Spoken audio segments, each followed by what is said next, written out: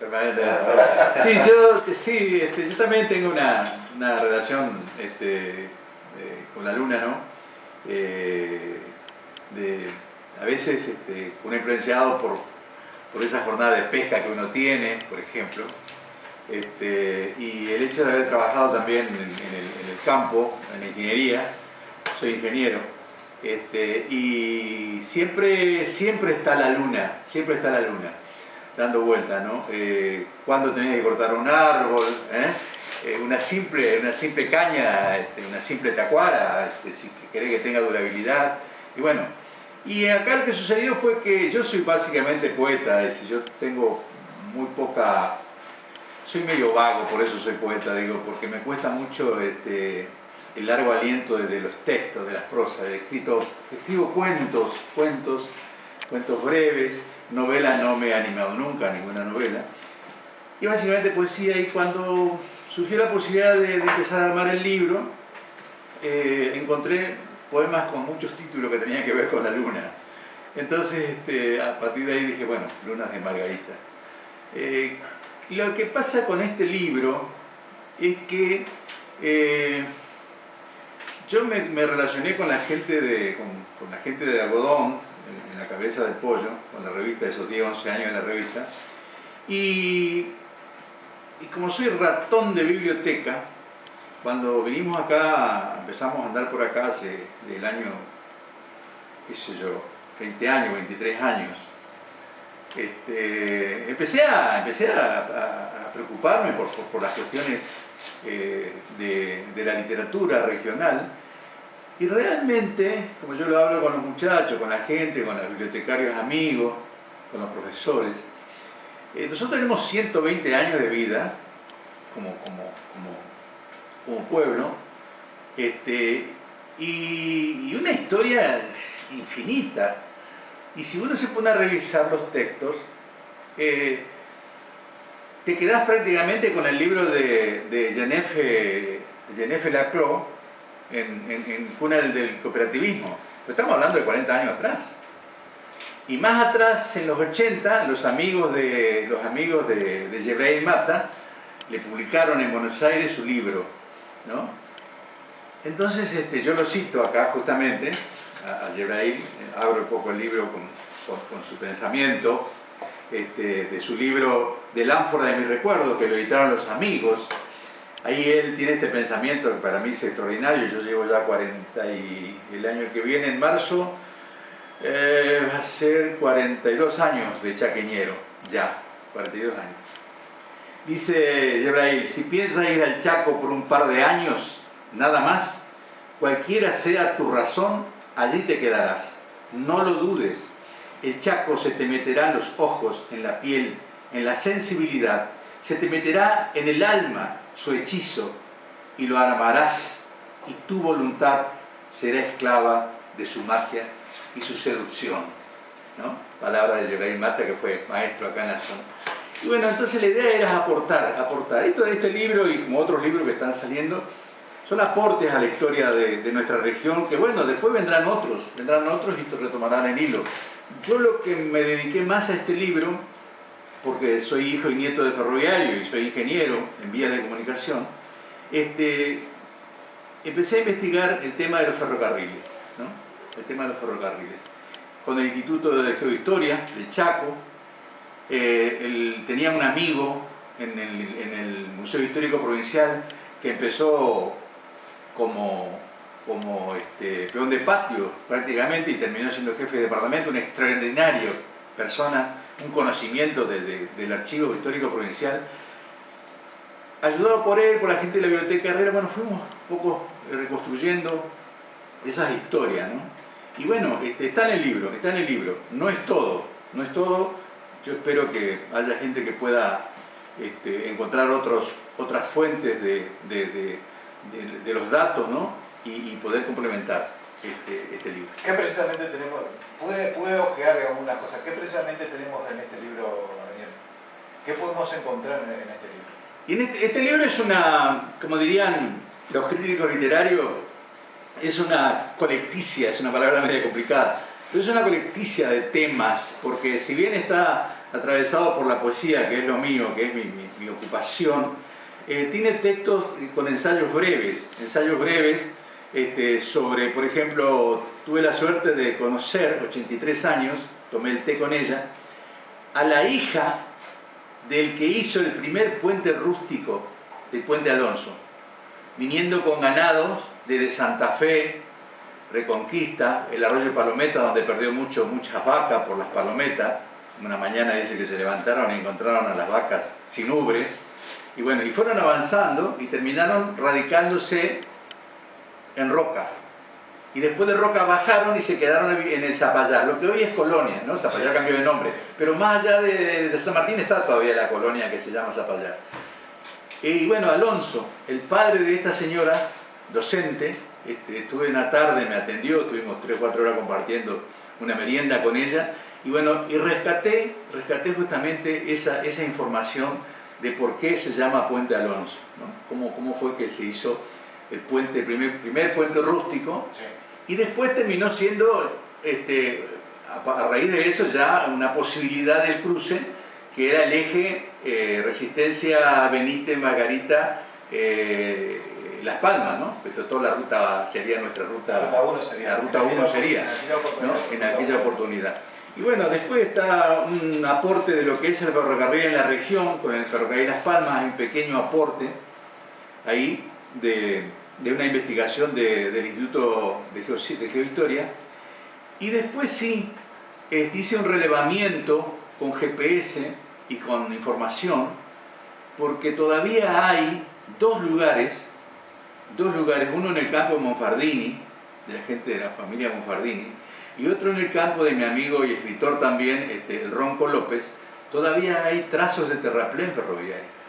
Justamente el pedazo que tiene López, que son más o menos 60 metros de terraplén, es un terraplén que está en curva, porque ahí desviaron, cuando hicieron el ferrocarril, la laguna que está en el campo de Ronco López, ¿no? de mi amigo. Y entonces ahí empieza a curvarse hacia Punta Riel, ¿no? Sí, yo trabajé en la escuela que estaba en Punta Riel, soy docente, y hace un tiempo se veía todavía parte, digamos, de lo que era Punta Riel. Exactamente, sí. Y bueno, yo llegué hasta ahí con datos del IGI, del Instituto de Geociencias. Muy pocos datos hay. A mí me interesaba el ferrocarril, la estructura, pero generalmente los historiadores se basan más en el ferrocarril, lo ven más como el aporte, ¿cómo te voy a decir? El aporte económico, de carga, claro. Que transportaba, pero no como estuvo hecho, ¿no? Y además, y el ferrocarril también tiene un aspecto social, un contexto que muy fuerte. Vive, sí, claro, que vive a la par del ferrocarril, ¿no? Sí. Surgieron los pueblos, muchos pueblos, y desaparecieron también con la desaparición del ferrocarril. Sí. ¿No? Y bueno, nosotros tenemos relevados en el grupo de amantes del ferrocarril, que es un grupo roseño porteño, y tenemos relevados hasta lo que se hizo, porque esto a pulmón, hay gente que sale a viajar, anda, pasa, ve, no toma notas, fotografía. Teníamos relevados 670 pueblos fantasmas. Claro. De los ferrocarriles que se fueron levantando. Sí, es así. Y bueno, entonces ahí fue. En una tarde, yo termino en Punta Riel, hice el mapa, está en el libro, el mapa. Después hice 2 grandes para dejarlo en la biblioteca. Y en Punta Riel no encontré más nada. Pero un día, en la casa de Pepe Bruno, el finado, estuvo un amigo de él, de ahí de la zona de Colonia Amadeo. Tuvieron así un intercambio entre ellos. Pepe decía que el ferrocarril terminaba en Punta Rieles y este amigo le decía no. Y bueno, ese dato yo lo fui tirando en la rueda y sí, dice que 2 leguas más se hizo. Duró poco, pero hubo 2 leguas más allá de Punta Rieles. Y hace poco apareció una fotografía muy interesante del cementerio de Punta Rieles. Eso le acabo de decir, creo que hay un cementerio en el campo de Benito del Río, creo, o cerca del campo de Benito del Río, que era el propietario de ese campo, digamos, había vestigio, digamos, de un antiguo cementerio. Dicen que era un antiguo cementerio aborigen. Ah. Es lo que Me contaba la gente del lugar ahí donde yo trabajaba, no sé. Sí, sí. Yo no sé. Pero había una gran playa de acopio de rollizo ahí en Punta Riel, eso sí, Sí, eso es claro. Y grandes almacenes y un asentamiento poblacional importante también. Sí, había mucho movimiento económico en la zona. En la zona. La agricultura, el algodón, Ajá. que estaban en su auge, digamos, Claro. en tiempo también. Sí, sí, sí. Era otra cuestión. Sí. Y ¿cómo se llama? Después, otra cosa que yo no encontraba tampoco en la literatura, y yo le pedí información a mis amigos técnicos, y me pasaron el dato de una oficina del Ministerio de Economía, de Resistencia, y bueno, me costó mucho dar con la información, pero finalmente yo lo titulé Mirándonos al ombligo, y que es un pantallazo sobre nuestra producción agropecuaria, nuestra producción, datos fidedignos 2010, datos de 2010, en un montón de ítems de la agricultura. Está ahí. Luego habría que, como bien digo al final, no había información sobre todo lo que es el tráfico comercial de maderas, por ejemplo. Claro. No estaba ahí. O, por ejemplo, faltaba en ese informe que ellos tenían, porque eso se hizo cuando se dividió la provincia en regiones, en microrregiones, y nosotros pertenecíamos a Las Palmas, pertenecíamos ¿cómo se llama?, a La Leonesa y hasta Isla de Cerrito conformaban una región. Claro, sí. La explotación de carbón tampoco estaba ahí, tampoco, y fue importante en nuestra región. Nuestro departamento fue muy importante el carbón, mucho movimiento tuvo. Y bueno, todo eso está en el aporte. En este libro. En este libro, sí. Fíjate que yo recién ahora, a través de todo este trabajo,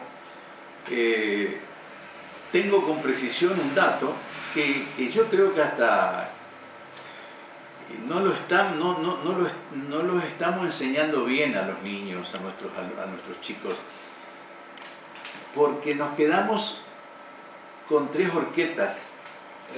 Pero resulta ser que, claro, se le endilgó la denominación al asentamiento, a la población de 3 horquetas, pero en realidad 3 horquetas está del otro lado de la ruta, porque 3 horquetas es la llegada del Quintana, claro, al Tragadero, sí. Y es lo que forma las 3 horquetas. El Inés es un afluente ¿cómo se llama?, del Quintana, y el Quintana termina llevando el agua, vertiendo sobre el Tragadero. Pero en esa horqueta que se forma, eso es 3 horquetas. ¿Cuándo descubro eso? Cuando Fortran y Foster, los agrimensores que trazaron Resistencia, vienen navegando por el Tragadero, ¿no es cierto?, y llegan hasta 3 horquetas, hasta las 3 horquetas esas famosas, ¿no?, de Seltran y Foster. Y en realidad entonces 3 horquetas es eso, es ese lugar hidráulico, geográfico, ¿no? Sí, que está del otro lado. Que está del otro lado. Sí. Que está del otro lado. Sí. Otro de los lugares que también no lo conozco y que también seguramente en alguna oportunidad lo voy a conocer, digamos. No es cerquita. Tendríamos que tratar de hacer un trabajo, ahora que estamos con la posibilidad de los drones, que vos me diste una foto que yo, como soy del palo, digamos,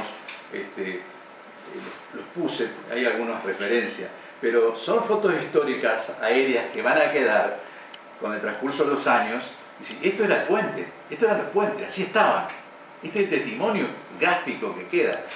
Pero con el dron, ¿no es cierto?, se pueden hacer algunos trabajos. Yo recorriendo los ríos, por ejemplo, encontré lugares hermosos, en el Guaycurú, por ejemplo, con nuestra ruta y la ruta nuestra vieja. Lugares hermosos de camping, hermosos lugares. Pero claro, había que hacer un relevamiento con el dron, ¿no es cierto?, mostrarlo y luego bajar todo eso. Lo mismo el puente de madera que está del otro lado de la 11, sobre el Tragadero. Es un hermoso lugar. que ahora están reparando el puente, no se podría acceder. ¿Colonia Benítez no? ¿O no? ¿El otro? Hacia las Tres Orquestas, digamos, o sea, yendo Resistencia a la derecha. Sí, el Tragadero, sí. El Tragadero. Conocido como Campo Rossi Sur. Como Campo Rossi, bueno, esa zona, si se podría filmar con el dron y armar algo de, no sé, 10, 12 minutos, la gente se llevaría una sorpresa, porque... Sí, no, esa zona ahí, o sea, hay una parte de ahí que conozco por el tema de estas carreras que se están haciendo, que son Margarita Trail. Fuimos por algunos lugares, Yo no alcancé a hacer la travesía que hicieron por Río, que dice que son espectaculares, lo que uno puede ver mientras va en ese trayecto navegando. Es un espectáculo, digamos, las costas, lo que se ve, los animales, la arboleda que hay, es una locura. Sí. Hay lugares muy bonitos, muy lindos de poder irse a lugar. Lo lamentable, comentábamos hace un tiempo atrás, es que están alambrando la costa del río. Ese es un tema también lamentable. Sí, que vos sabés pero tiene que ver, digamos, con el paisaje. El tema es, legalmente está perfectamente definido porque la legislación quedó anclada en la vieja legislación colonial española de la navegación a vela, que es la definición de camino de sirga. Lo que quedó en el Código Civil es el respetar lo que es el ancho del cauce madre, que siempre tiene agua, digamos, más o menos el ancho, y luego hay una zona lateral, margen izquierda y derecha del riacho, que es intocable, porque es la zona de sirga, se llama, ¿por qué? Porque ahí avanzaban los bueyes, ¿no es cierto?, que tiraban con sogas a la embarcación, donde la embarcación pedía capacidad de propulsión. Entonces, desde la costa, desde esa franja de terreno que está a ambas márgenes de los riachos, se hacía. Y esa zona no debería ser violada. Yo estoy viendo alambrados muy metidos, Acá se ve en el puente, cuando cruzas el segundo puente te das cuenta. Y bueno, yo creo que son los institutos encargados un poco de ese control. Otro trabajo de investigación acá también, ahora que digo Luz Uriaga, es que revisando papeles, se les ocurrió a determinadas personas, comerciantes, empresarios, que estaban muy cerca de la gente de Dodero, y llegaron a comprar ahí sobre Luz Uriaga, del otro lado del puente, margen derecha del río, compraron varias hectáreas y ahí ellos querían hacer un pueblo que le pusieron, tiene un nombre, pero iba a ser pueblo nuevo en principio. Hasta ahí iba a llegar el ferrocarril, esto está narrado, el ferrocarril que salía de Villa Jalón allá. Sí, que también otra villa, sí. Y venía el ferrocarril hasta ahí. Entonces ahí también estaba la posibilidad de manejar el ferrocarril que no se nos dio. Yo digo, pasa que Quijano tenía el macho de espada, tenía Quijano en esos años, el vicepresidente de Perón. Entonces ahí también estaba la posibilidad de seguir con el ferrocarril por Colonia Benítez, Margarita Belén, la Eduvigi y San Martín. Y están las dos cartas que me facilitó el Ronco López, que es un cruce, y en las cartas ya, digamos, se nota un tono menor de conciliación, porque había sido que la Comisión de Fomento de acá, del ISCA, el que tenía el boticario, con la Comisión de Fomento de San Martín, se acusaban mutuamente de que estaban paralizando el ferrocarril, porque el ferrocarril se venía, y que ellos estaban paralizando. Entonces, en esas dos cartas que están en el libro, el de San Martín, no recuerdo ahora el apellido, le dice, no, de ninguna manera, nosotros estábamos totalmente de acuerdo y favorable a que el ferrocarril viniera por Margarita, la Eduvigi, San Martín, porque la zona de ustedes, una zona agrícola fuertísima, se lo merecía. Lo que pasa es que en ese interín que se estaba tramitando este tema, se aprueba el ferrocarril Resistencia Salta, y ahí es donde Quijano, que tenía el campo allá, pide permiso, claro, era vicepresidente, para enganchar su ferrocarril con el ramal Resistencia Salta. y sale ese ramal a San Martín, que cruza el campo de Quijano. Y claro, eso creo que en 1920 y pico. Claro, ya San Martín ya llegó el ferrocarril, ¿qué más nos quedaba? Ya no sé. Y bueno, esa fue una de las oportunidades que tuvimos de poder tener el ferrocarril. Yo lo digo ahí, las oportunidades perdidas del ferrocarril del departamento de 1 de mayo. Y bueno, esos son los aportes del libro, ¿no? Sí, hablando del puente de Subiriaga, hay una historia de un antiguo puente, ¿no? Creo que era el puente, los puentes que se abren para Levadizo. Hay una historia, hay un trabajo hecho y también interesante sobre el puente ese. Sí. Claro, era aparentemente en el otro, estaba un poquito más allá de ese puente, claro, sí. Un poquito más aguas abajo. Ajá. Que era como el puente levadizo claro. que tuvimos en el Regata, claro. O el que todavía quedan las ruinas si vas a ¿cómo se llama? Las Palmas, y después está ahí al lado Las Palmas y la otra población importante sobre el Río de Oro. ¿La Leonesa? No, Bedia. Ahí está el puente, todavía están las ruinas, es un peatonal lo hicieron, pero se ve todavía parte de la estructura del puente levadizo que tenía, ¿no? El puente levadizo. Sí. Cuando nosotros hicimos yo trabajé mucho en la administración policial del agua. Hicimos la limpieza del riacho Guaycurú, se hizo con empresas privadas por tramos, yo no recuerdo ahora, pero creo que se licitaron por tramos creo que de 5 kilómetros, no recuerdo, o 50 kilómetros, no recuerdo bien ahora. Se hizo la limpieza completa de la desembocadura hasta prácticamente más allá de Pinillo, casi hasta la naciente. Y nosotros en la Eduvige, si ustedes van a San Martín, llegan a la Eduvige y hay un camino a 90 grados pasando la escuela que está a la izquierda, y ese camino te lleva directamente al río Guaycurú. Haciendo el trabajo de limpieza, por ese momento se le pidió la limpieza del cauce y 50 metros a ambos lados de Guaycurú que limpie lo que sea arbusto, todo el material arbustivo, follaje, pero que los árboles que tenían buen fuste, no, porque la raíz mantiene la tierra y no se erosiona. En ese lugar un día me llamaron porque había aparecido en la limpieza más o menos 80 centímetros de alto toda la borda de un lanchón enorme de acero, un lanchón que tendría 35 metros por lo menos de largo, de eslora, sería la eslora que llaman el largo, y la manga, el ancho del lanchón, y debe haber andado en los 5, 7 metros, todavía sobresalía, tapado de tierra, 70, 80 centímetros del chapón, ¿no? O sea, eso me dio la sensación de lo que fue navegar, trasladando, digamos, caña de azúcar, trasladando algodón. Sí, es así, todos los ríos en esa época eran navegables. Algo que tiene que ver con nuestra llegada acá, ¿no? Septemio y Diagonal Sur. Lo de Septemio tiene que ver con los 7 años y tiene que ver con la filosofía hindú. Esto me lo enseñó Edgardo Suárez, un amigo del Bolsón, donde lo fuimos a visitar un tiempo. Y en el ciclo hindú de la vida se cuenta por 7 años, ¿no? Entonces, si ya vas a entrar a los 28 años, estás en el 4º septemio directamente, y así. Yo ya estoy entrando en el 10º septemio.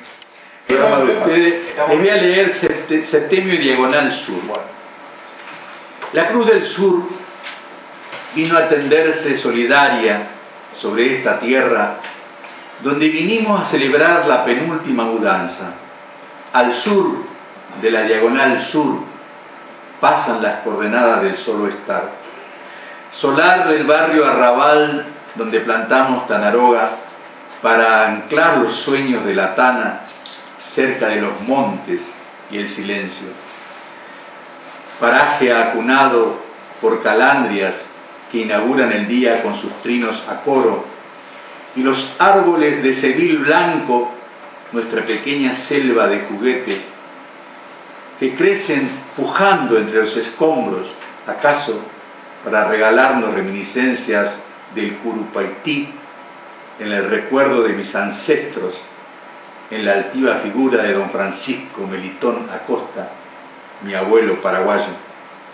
En esta encrucijada, por mediación de mi hermano Edgardo, vienen en mi ayuda la sabiduría de Oriente para anunciarme el inicio de mi 8º septenio.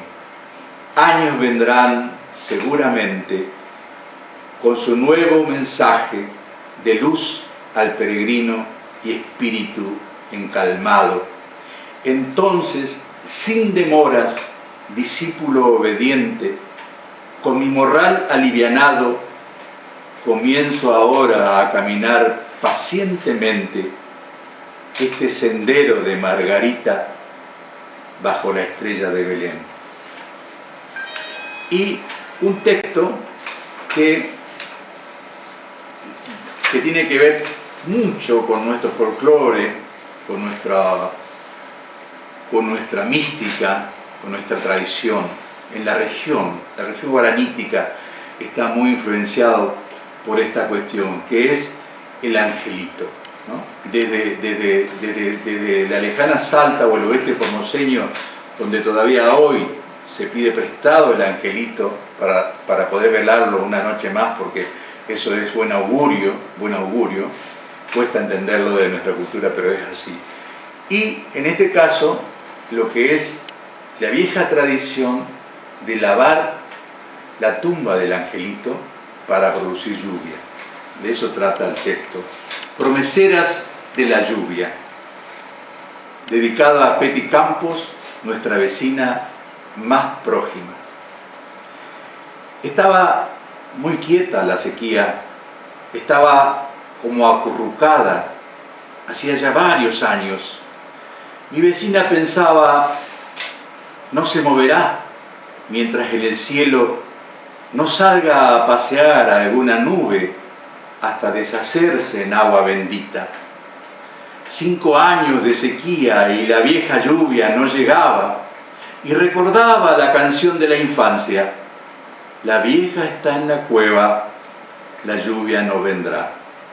Entonces, la antigua sabiduría popular, el extraño universo de los mitos, la certeza pueblera de Imaguaré, nos devolvió la lluvia envuelta en rituales de agua, cuando Peti Campos hizo lo único que faltaba hacer: lavar la tumba del angelito de una vez por todas. Y fue un acto pequeño, casi inadvertido para el común de los mortales, una piadosa ceremonia secretamente guardada. Y entonces comenzó a llover, al fin de tanto tiempo, lluvia como caricia, plena de bendiciones, generosamente, lluvia con justicia del cielo, derramándose sobre la tumba del anónimo angelito, sobre la alegría del pueblo, lluvia anhelada por los campos y el monte, lluvia misteriosa y abundante, sobre la fe probada de las mujeres promeseras del agua. Muchas gracias, muchas gracias, Alpi.